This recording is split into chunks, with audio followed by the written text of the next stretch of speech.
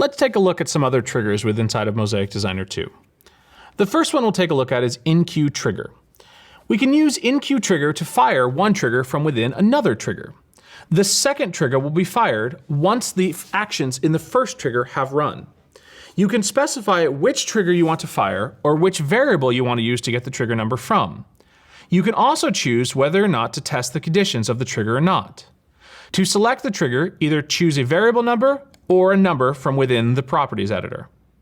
To enable whether or not you test the conditions, use the checkbox at the bottom.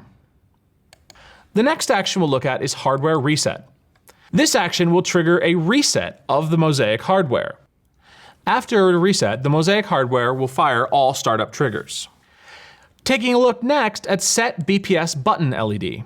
This is how we control the output of the LED buttons on all of our BPS stations.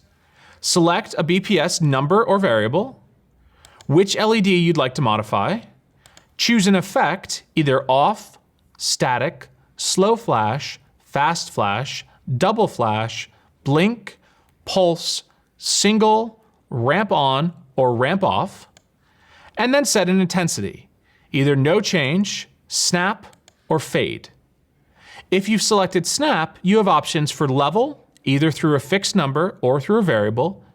And if you've selected fade, you also get the ability to set a fade time.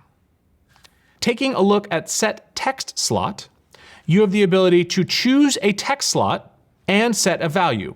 For more information on text slots, please reference the Mosaic manual.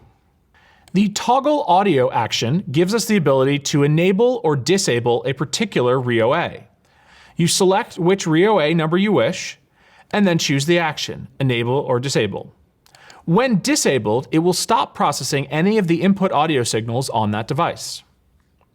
The Set Timecode action is used to set the timecode position for one of the 6 time sources. You come in here, select a time source, choose your format, and then give it a specific time.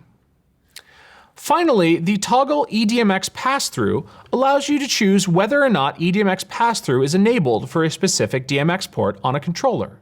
Select the port in the first option, and then choose Enable or Disable.